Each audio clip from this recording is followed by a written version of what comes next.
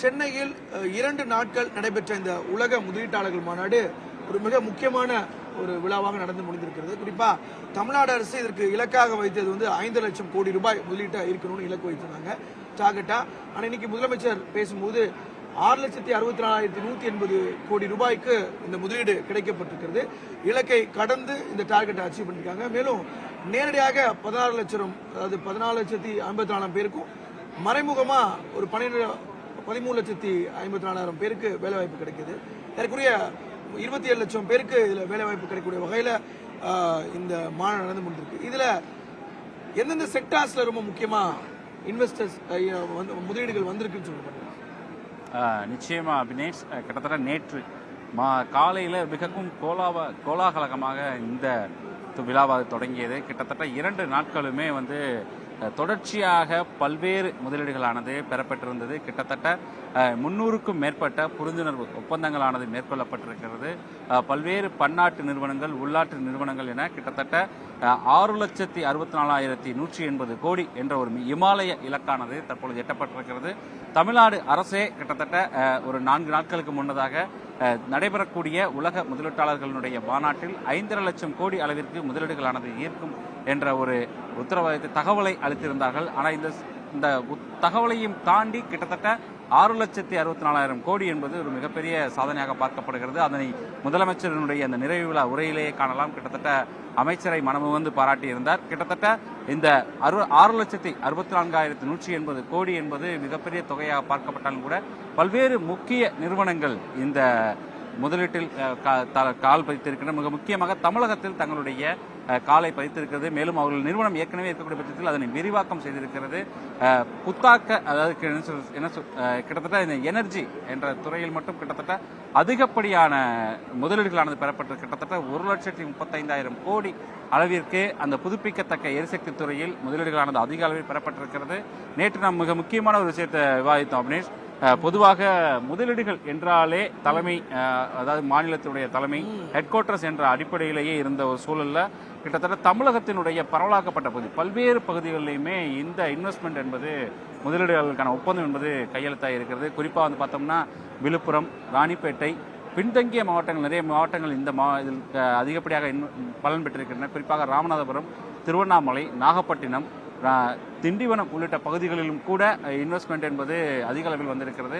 மிக முக்கியமாக அந்த புதுப்பிக்கத்தக்க எரிசக்தி துறையில் பல்வேறு முதலீடுகள் பெறப்பட்டிருக்கிறது. அதே போல தோல் அல்லாத காலனி சம்பந்தமான நிறுவனங்கள் தங்களுடைய முதலீடு செய்வதற்காக முன்வந்திருக்கின்றன. மிக முக்கியமாக நாம் பார்த்தோம் என்றால் கிட்டத்தட்ட 300க்கும் மேற்பட்ட ஒப்பந்தங்களானது பெறப்பட்டிருந்தாலும் கூட industries investment promotion and commerce துறையில் மட்டும் கிட்டத்தட்ட 3,79,809 கோடி அளவிற்கு இந்த முதலீடுகளானது பெறப்பட்டிருக்கிறது. அதே போன்று எரிசக்தி துறையில் 1,35,157 கோடி அளவிற்கு இந்த முதலீடு என்பது பெறப்பட்டிருக்கிறது.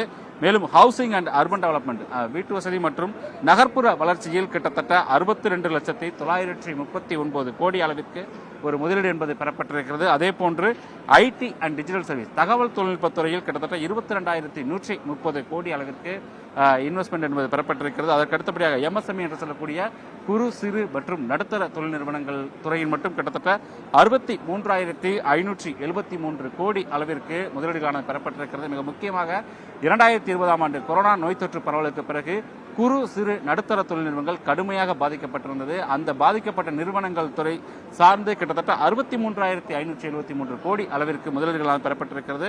அபினேஷ், நம்ம ஏற்கனவே நேற்றும் சரி இன்றைக்கும் சரி தமிழகத்தினுடைய தலைநகர் மட்டுமல்லாது பல்வேறு மாவட்டங்கள், தூத்துக்குடி, நெல்லை, நாகப்பட்டினம் உள்ளிட்ட மாவட்டங்களிலும் கூட இந்த முதலீடு என்பது பெறப்பட்டிருக்கு. அங்க என்னென்ன மாதிரியான முதலீடுகள் பெறப்பட்டிருக்கு, அந்த விவரத்தை நீங்க சொல்லுங்க. மிக முக்கியமான ஒன்று, குறிப்பா நீங்க சொன்ன மாதிரி இந்த முறை கான்சியஸாவே இந்த கவர்மெண்ட் தமிழகம் முழுவதும் இருக்கக்கூடிய மாவட்டங்களில் இந்த தொழில்துறையை வளப்படுத்தணும் அப்படிங்கிறத கான்சியஸாவே பண்றாங்க. அதாவது கடந்த காலங்களில் சென்னை, திருவள்ளூர், காஞ்சிபுரம், செங்கல்பட்டு, இந்த சென்னை அருகாமல் இருக்கக்கூடிய மாவட்டங்களில் மட்டும் கான்சென்ட்ரேட் பண்ணாங்க கடந்த காலங்களில் திமுக, அதிமுக அரசு. ஆனால் இந்த முறை இன்க்ளூசிவா எல்லா மாவட்டங்களையும், குறிப்பா சவுத் தமிழ்நாடு பெரிய அளவில் தொழில்துறை கவனிக்கலன்னு பெரிய நீண்ட ஆண்டு காலமே பகுதி மக்களுடைய ஒரு பெரிய எதிர்பார்ப்பா இருக்கு. குறிப்பா ராமநாதபுரம், தூத்துக்குடி, கன்னியாகுமரி, இந்த மாதிரி அந்த செக்டார்ஸ்லாம் வந்து சென்னைக்கு வர வேண்டியதாக ஒரு சூழல் இருந்துச்சு. ஆனால் இன்னைக்கு இந்த டெக்னாலஜியோட டெவலப்மெண்ட்டில் இன்னைக்கு ஏர்போர்ட்ஸ் அங்கே வர ஆரம்பிச்சிட்டாங்க. இன்னைக்கு தூத்துக்குடி ஒரு பெரிய ஏர்போர்ட்டாக இருக்குது, பக்கத்தில் மதுரை ஒரு பெரிய ஏர்போர்ட்டாக இருக்குது. இன்னைக்கு உடான் ஸ்கீமில் இன்னைக்கு சேலம் வந்து அங்கே ரன்வே இருக்குது, அங்கே ஏர்போர்ட் இருக்குது. ஸோ சேலம், கிருஷ்ணகிரி, ஒசூர், நீங்கள் சொன்ன மாதிரி நாகப்பட்டினம், அரியலூர், பெரம்பலூர், ராணிப்பேட்டை, திருவண்ணாமலை, இப்படி எல்லா மாவட்டங்களையும் இந்த தொழில்துறை வந்திருக்கு அப்படிங்கிறது தான் ரொம்ப முக்கியமான விஷயம். நீங்கள் சொன்னது மாதிரி இன்னைக்கு அந்த 6,64,180 கோடி ரூபாயில் வந்து மிக முக்கியமாக நீங்கள் பிரித்து சொன்னீங்க, பிரேக்கப்ஸ் சொன்னீங்க. அதாவது எனர்ஜி செக்டார் ஆகட்டும் அல்லது industry sector, MSME, IT, housing அர்பனில் வந்து இன்னைக்கு வந்து ஒரு பெரிய அளவுக்கு பெர்ஃபார்ம் பண்ணியிருக்காங்க. அதில் மிக முக்கியமாக ஒன்று பார்க்கணும், இன்னைக்கு எல்என்டி வந்து ஒரு 40,000 பேருக்கு வேலை வாய்ப்பு கொடுக்கக்கூடிய வகையில் ஒரு 3,500 கோடி ரூபாய்க்கு இன்வெஸ்ட் பண்ணி 40,000 எம்ப்ளாய்மெண்ட்ஸை கொடுக்கக்கூடிய வகையில் எல்என்டியோட இன்னைக்கு தமிழ்நாடு அரசு ஒரு ஒப்பந்தம் கையெழுத்தாயிருக்காங்க. அக்ராஸ் தமிழ்நாடு அவங்க இந்த ப்ராஜெக்டை கொண்டு வர போகிறாங்க. அதோட அதானி குழுமம் ஏறக்குறைய 35,000 கோடி ரூபாய் முதலீட்டில் இன்னைக்கு பல்வேறு நிறுவனங்களில், அதாவது குறிப்பாக Adani powers, Adani connects, Adani cement, Adani green energy, renewable energy, புதுப்பிக்கத்தக்க எனர்ஜின்னு சொல்லி ஏறக்குறைய 35,000 கோடி ரூபாய் முதலீட்டில் சுமார் 1 லட்சம் பேருக்கு வேலைவாய்ப்பு நேரடியாகவும் மறைமுகமாக 5 லட்சம் பேருக்கு வேலைவாய்ப்பு வழங்கக்கூடிய வகையில் இன்னைக்கு அந்த புரிந்துணர்வு ஒப்பந்தம் கையெழுத்தாக இருக்கிறத நம்ம ரொம்ப முக்கியமாக பார்க்கணும்.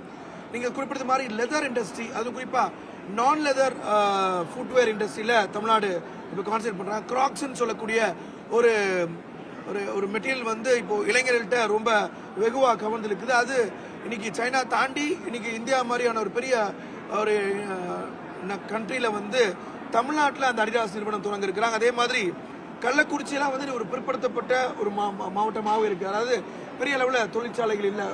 அங்கே பார்த்தீங்கன்னா சிமெண்ட் தொழிற்சாலைகள் இருக்கும். இந்த மாதிரி லெதர் தொழிற்சாலை வர மூலமாக, காலனி தொழிற்சாலை வரது மூலமாக அங்கே ஒரு பெரிய எம்ப்ளாய்மெண்ட் நேரடியாகவும் மறைமுகமாக இருக்கிறது நம்ம பார்க்குறோம். இன்னொன்று டெக்ஸ்டைலை பொறுத்த வரைக்கும் இங்கே ஷாகி எக்ஸ்போர்ட் அப்படிங்கிற அவங்க ஒரு பெரிய எக்ஸ்போர்ட் நிறுவனம் 22,000 பேருக்கு அங்கே வேலைவாய்ப்பை கொடுக்குறாங்க. இதற்குரிய மிக முக்கியமாக 1000 கோடி ரூபாய் முதலீட்டில் ஒரு பெரிய இன்வெஸ்ட்மெண்ட் இங்கே பண்ண இருக்கிறாங்க. இந்த 2 நாள் கான்ஃபரன்ஸ் நம்ம வந்து தமிழ்நாடு அரசு ரொம்ப கான்ஃபிடன்ட் பண்ணியிருக்கு.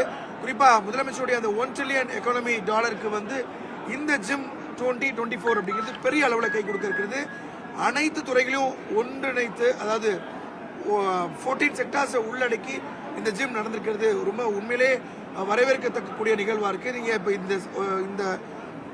இந்த கையெழுத்தான ஒப்பந்தங்களில் 90% அல்லது 80% நீங்கள் கிரவுண்டுக்கு வந்தாலே ஒரு பெரிய சேஞ்ச். பொதுவாக இந்த மாதிரி எம்ஓஎஸ் போகும்போது சில நிறுவனங்களில் நடைமுறை சிக்கல் இருக்கும், சிலது கைவிடப்படும். 100%ல வந்து 20% வித்ரா பண்ணிப்பாங்க. சில நடைமுறை சிக்கல் இருக்கும், கிளியரன்ஸ் இல்லாமல் இருக்கும், சில நடைமுறை சிக்கல் இருக்கும். ஆனால் இன்னைக்கு நடந்த இந்த மாநாட்டில் ஒப்பந்தம் கையெழுத்தானதில் 70-75% வந்தாலே ஒரு பெரிய அளவில் இந்த $1 trillion எக்கானமி டாலரை அடைவதற்கு ஒரு பெரிய ஏதுவாக இருக்கும் அப்படிங்கிறத நீங்கள் பார்க்க முடியுது. இன்னைக்கு நம்ம பல இன்வெஸ்டர்ஸ் பேசுவோம். எல்லாரும் ஒரு பெரிய எக்ஸைட்மெண்ட்டோட தமிழ்நாட்டுக்கு வராங்க, அனைத்து மாவட்டங்கள்லேயும் வராங்க. ஸோ ஆரோக்கியமான ஒரு போக்காக தான் நம்ம பார்க்குறோம். நிச்சயமாக அபினேஷ், இது மிக முக்கியமாக நீங்கள் சொன்னது போல கிட்டத்தட்ட ஒரு 75% முதலீடு வந்தாலே மிகப்பெரிய அச்சீவ்மெண்ட் சொன்னீங்க. அதற்காகத்தான் மேடையில் முதலமைச்சர் பேசும்போது கூட மிக முக்கியமாக இன்வெஸ்டர்ஸ்க்கு ஒரு தகவலை சொல்லியிருந்தார்.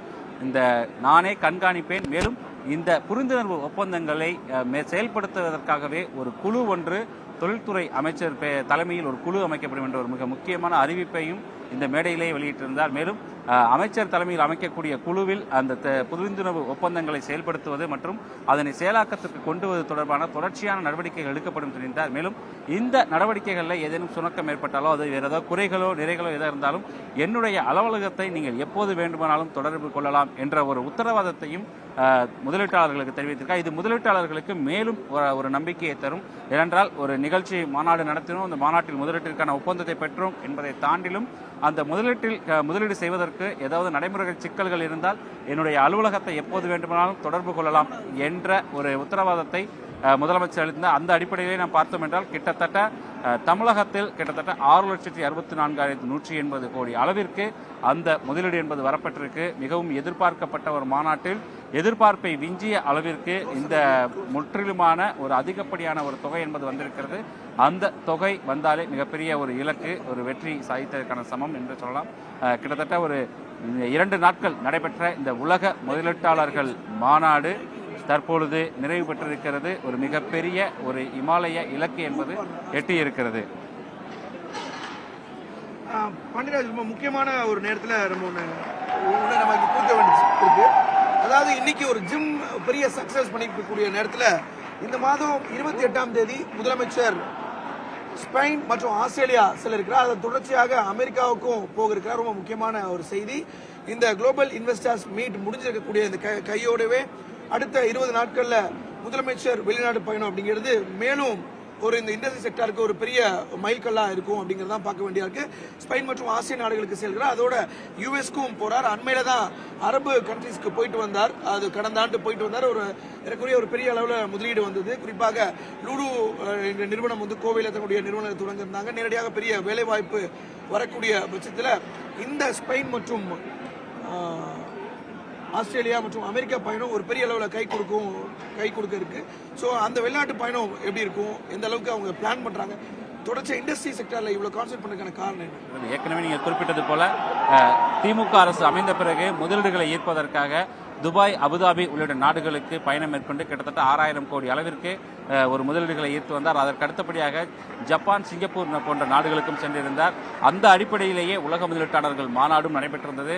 ஏற்கனவே திமுக அரசு பொறுப்பேற்றதிலிருந்தே முதலீட்டாளர்களுடைய முகவரி, ஏற்றுமதியாளர்கள் ஏற்றுமதியில் ஏற்றம், தொழில் வளர்ச்சி 4.0 என்ற பல்வேறு திட்டங்களை தொழில் சார்ந்தே அதாவது தமிழகத்தினுடைய பொருளாதாரத்தை மேம்படுத்த வேண்டும். தமிழகத்தினுடைய பொருளாதாரத்தை 2030ஆம் ஆண்டிற்குள் $1 டிரில்லியன் என்ற அளவிற்கு உயர்த்த வேண்டும் என்ற அடிப்படையில் பல்வேறு திட்டங்களும் வகுக்கப்பட்டு பல்வேறு செயல் வடிவங்களும் கொடுக்கப்பட்டு வருகின்றன. அந்த வகையிலேயே ஏற்கனவே 2 முறை வெளிநாட்டு பயணங்களை மேற்கொண்ட முதலமைச்சர் ஒரு உலக முதலீட்டாளர்கள் மாநாட்டையும் சென்னையிலேயே வெற்றிகரமாக நடத்தி முடித்திருக்கிறார்கள். அதனைத் தொடர்ந்து அமெரிக்கா மற்றும் ஸ்பெயின் நாட்டிற்கும் செல்ல இருக்கிறார். அங்கும் கூட பல்வேறு முக்கிய தொழில் நிறுவனங்களையும் பன்னாட்டு நிறுவனங்களினுடைய தலைவர்களையும் சந்திக்க இருப்பதாகவும் தகவல் இருக்கிறது. அந்த சந்திப்பின் போது தமிழகத்திற்கான மேலும் பல முதலீடுகளை ஈர்த்து வருவதற்கான வாய்ப்பும் இருக்கிறது. அபினேஷ், இது ஒரு இண்டஸ்ட்ரி செக்டருக்கு ஒரு நல்ல குரோத்தான ஒரு டைம்னு பார்க்கலாம். இதை வந்து இன்வெஸ்டர்ஸும் தமிழ்நாடுக்கு ரொம்ப பெரிய எக்ஸைட்மெண்ட்டோட இங்கே ஸ்பேஸ்க்காக வராங்க. முதலமைச்சர் மற்றொன்றையும் சொன்னார், சிங்கிள் விண்டோ கிளியரன்ஸில் வந்து அவங்களுக்கு தேவையான அனைத்து கிளியரன்ஸும் கொடுக்கப்படும் அப்படின்னு சொன்னார். ஸோ இந்த முதலீட்டாளர்கள் மாநாட்டின் மூலமாக தமிழ்நாடு வந்து இன்க்ளூசிவாக வளர்ந்து ஏற்கனவே ஜிடிபியில் 2nd பிளேஸ் இருக்காங்க. இந்திய அளவில் இருக்கக்கூடிய மாநிலமாக தமிழ்நாடு இருக்கு. எனவே ஒரு வளர்ச்சி பாதை நோக்கி தமிழ்நாடு செல்வதற்கு இந்த ஜிம் ஒரு 2024 வந்து ஒரு பெரிய அளவில் கை கொடுக்கும் நம்புகிறோம். நம்ம தொடர்ந்து அடுத்தடுத்த செய்திகளை பார்ப்போம். நிச்சயமா அபினேஷ்.